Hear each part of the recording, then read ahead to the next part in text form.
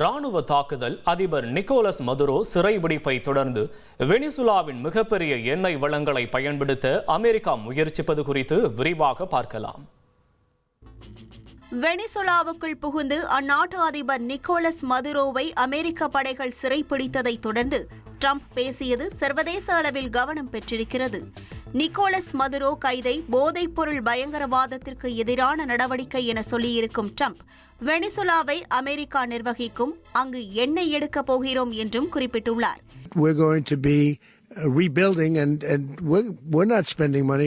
The oil companies are going to go in. They're going to spend money. We're going to take back the oil that, frankly, we should have taken back a long time ago.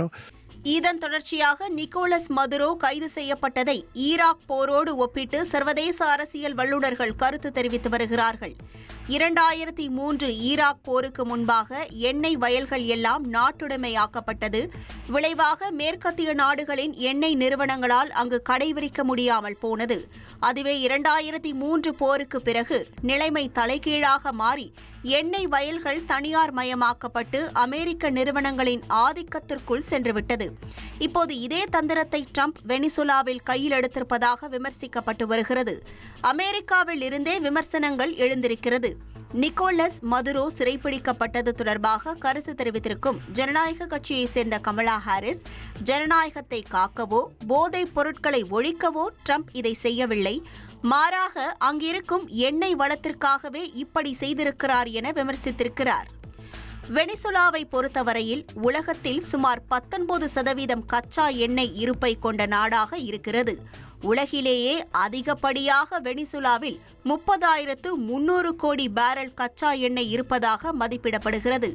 இதற்கு அடுத்தபடியாக Saudi அரேபியாவில் 26,720 கோடி barrel கச்சா எண்ணெயும், ஈரானில் 20,860 கோடி barrel கச்சா எண்ணெய் புதைப்படிவில் இருப்பதாக மதிப்பிடப்படுகிறது. இந்த லிஸ்டில் அடுத்தபடியாக Canada, Iraq, Emirates, Kuwait, Russia, America, Libya உள்ளிட்ட நாடுகள் இடம்பெற்றுள்ளன. அமெரிக்காவிடம் இருப்பதை விட 6 மடங்கு அதிகமான கச்சா எண்ணெய் வெனிசுலாவிடம் இருக்கிறது. 1930 காலகட்டத்திலிருந்து வெனிசுலா எண்ணெய் வயல்களில் அமெரிக்க நிறுவனங்கள் முதலீடு செய்ய தொடங்கின. 1978 வாக்கில் வெனிசுலா கச்சா எண்ணெய் துறையை அரசுடைமையாக்கியது.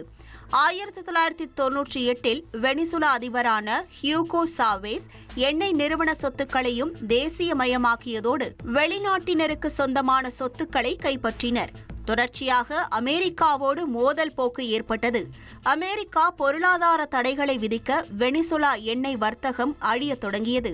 2000ஆம் ஆண்டு நாளொன்றுக்கு 32 லட்சம் பேரலாக இருந்த வெனிசுலாவின் கச்சா எண்ணெய் உற்பத்தி கடந்த ஆண்டு 11 லட்சம் பேரலாக சுருங்கிவிட்டது.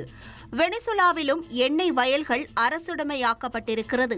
வெனிசுலாவில் அமெரிக்காவை சேர்ந்த செவ்ரான் நிறுவனம் எண்ணெய் எடுத்தாலும் வெனிசுலா அரசு நிறுவனத்துடன் இணைந்தே அதை செய்து வருகிறது.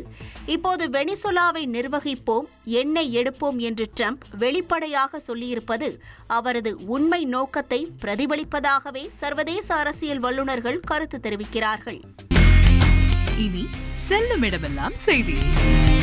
தந்தி டிவியின் வாட்ஸ்அப் சேனலை ஃபாலோ பண்ணினா செல்லருக்கும் இடமெல்லாம் செய்தி. இதோ QR கோட், இப்பவே ஸ்கேன் பண்ணுங்க, ஃபாலோ பண்ணுங்க.